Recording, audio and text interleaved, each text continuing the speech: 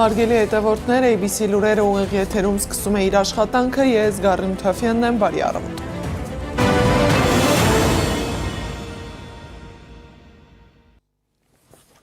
Քիչ առաջ Երևանի ավագանում Այր Հայաստան խմբակցության անդամ Մանուկ Սուքիասյանը հայտնել է, որ բերման են ենթարկել Արեգնազ Մանուկյանին, Սուքիասյանի խոսքով ենթադրաբար ձերբակալում են։ Նշեմ, որ վաղ առավոտյան իրավապահները մտել են Այր Հայաստան կուսակցության անդամ Արեգնազ Մանուկյանի բնակարան։ Մանուկյանը տեսանյութ է հրապարակել։ Մի րոպե, մտել եք մեր բնակարան ու ներխուժել եք մեր բնակարան ու չեք ասում ինչի եք ներխուժել։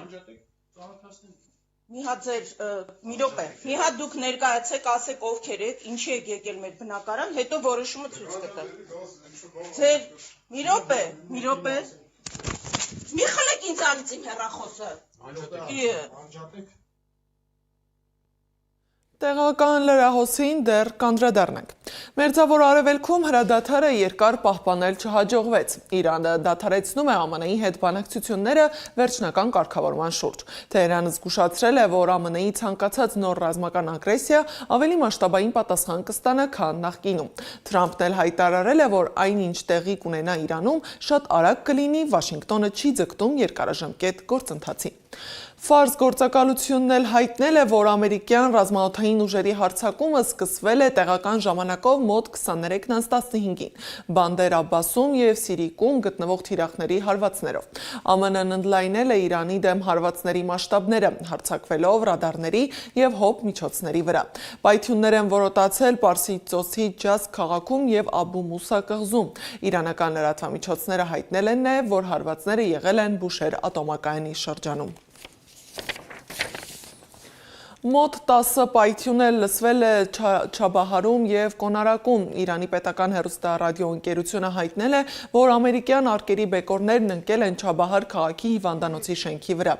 Ըստ նախնական տեղեկությունների, ոչնչացված թիրախներից մեկը եղել է Իսլամական հեղափոխության պահապանների կորպուսի Իմամ Ալիի անվան ռազմակայանը։ ABC News-ն էլ գրել է, որ ամերիկյան օդուժը վերջին զանգվածային հարձակման ընթացքում արդեն 200 հարված է հասցրել Իրանին։ Իրանական լրատվամիջոցներն էլ հայտնել են, որ զոհվել է 8 սպա։ Դոնալդ Թրամփը Իրանին ուղղված նոր հարվածներն անվանել է հատուցում, Հորմուզի նեղուցում նավերի վրա հարձակվելու համար։ Իրանն էլ հայտարարել է, որ պատասխան գործողություն է նախապատրաստում տարածաշրջանում ամերիկյան բազաներին հարվածներ հասցնելու համար։ Քուվեյթում, Բահրեյնում և Արաբական Միացյալ Էմիրություններում արդեն արտակարգ դրություն է հայտարարվել։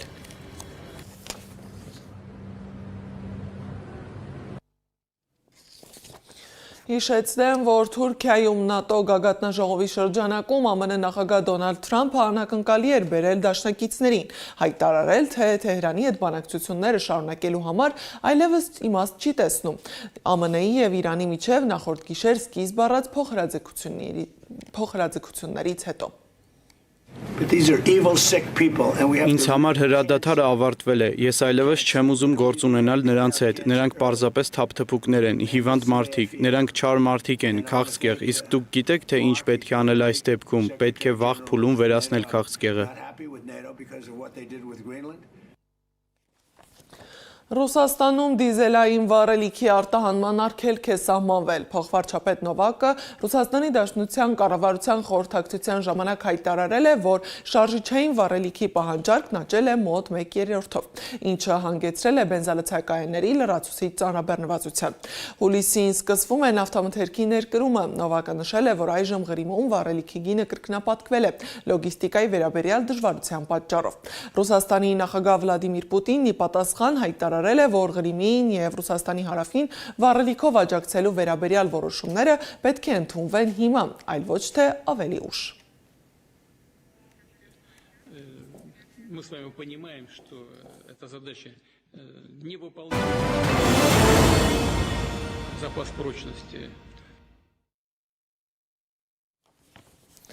Կանանց պատվիրակության Բաքու այցի նախապատրաստման շրջանակում Ռուբեն Վարդանյանի կինը Վերոնիկա Զոնաբենդը դիմել է միջազգային ու պետական կառույցների։ Նա հայտարարել է, որ այդ կառույցների մասնակցությունից է կախված այցի կազմակերպումն ու պատվիրակության անդամների անվտանգությունը։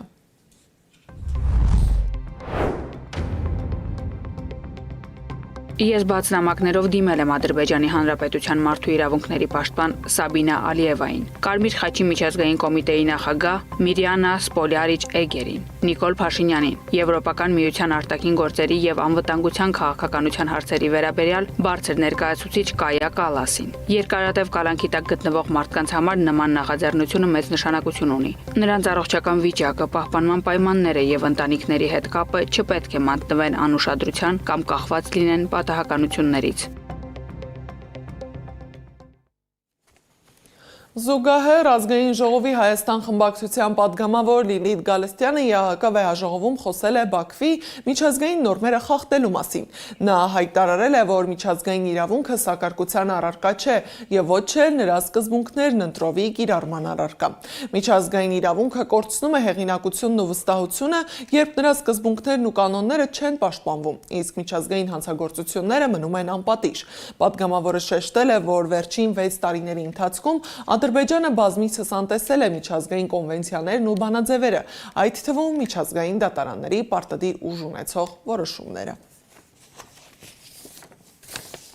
Հարավային Կովկասում ԵՄ հատուկ ներկայացուցիչ Մագդալենա Գրոնոն էլ հայտարարել է, որ Եվրամիությունը քննարկում է Հայաստանի եւ Ադրբեջանի իշխանությունների հետ, թե ինչպես կարող է Բրյուսելն աջակցել Հարավային Կովկասում տրանսպորտային ուղիների զարգացմանը։ Նրա խոսքով Բրյուսելը տարբեր ձևերով աջակցում է Հայաստանի եւ Ադրբեջանի միջև խաղաղության գործընթացին։ Տարածաշրջանային կապերի հարցերը նույնպես ԵՄ հիմնական ուշադրության կենտրոնում են։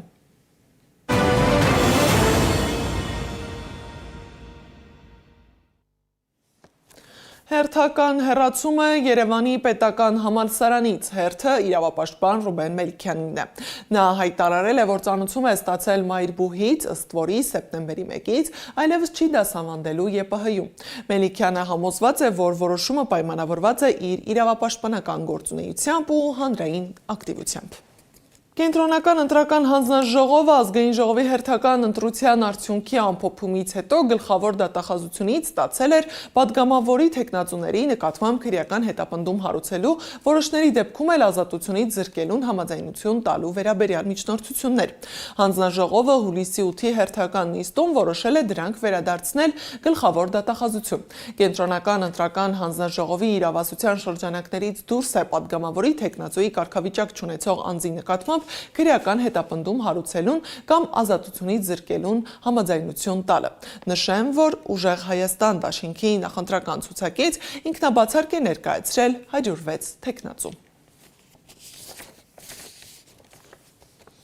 Գորիսի համայնքի Քարահունջ գյուղում գայլը հարձակվել է բնակիչների վրա։ Ըստ Unique News-ի տարբեր աստիճանի մարմնական վնասվածքներով բժշկական կենտրոն է տեղափոխվել 6 մարդ, այդ թվում 2 տարեկան երեխա։ Որոնողական աշխատանքներ են ընթանում գայլերի ոհմակը գտնելու եւ վնասազերծելու համար։ Եվ վերջում եղանակի մասին, օդի ջերմաստիճանն աստիճանաբար կբարձրանա։ Այսօր առավելապես հյուսիսային շրջաններում սպասվում է կարճատև անձրև եւ ամպրոպ, առանձին վայրերում նաեւ կարկուտ, մայրաքաղաքում անձրև չի գա։ Այս ժամի համար նախատեսել էինք այսքանը, շարունակեք հետևել մեզ սոցիալական բոլոր հարթակներում, ABC լուրերը եթերում կլինի ժամը 12-ին, կհանդիպենք առայժմ։